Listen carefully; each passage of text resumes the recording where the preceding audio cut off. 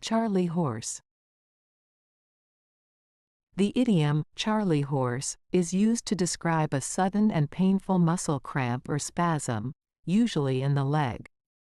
It is a colloquial expression that originated in the United States in the late 19th century.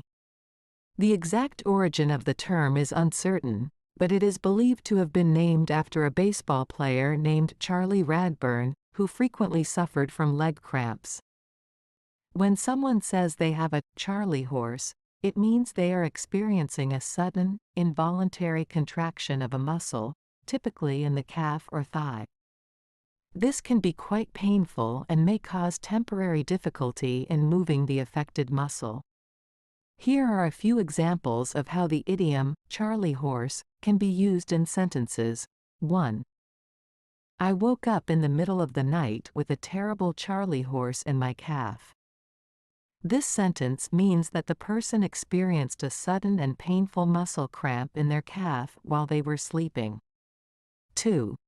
I had to stop running because I got a Charley horse in my thigh. This sentence indicates that the person had to pause their running because they experienced a painful muscle spasm in their thigh. 3. I always stretch before exercising to prevent Charley horses. In this sentence, the person mentions that they stretch before exercising to avoid getting muscle cramps. 4. She screamed in pain as a Charley horse struck her leg during the basketball game. This sentence describes a situation where a person screamed in agony because they had a sudden muscle spasm in their leg while playing basketball.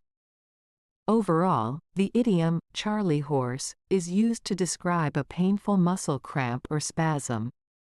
It is important to stretch before physical activity and stay hydrated to reduce the chances of getting a Charley horse.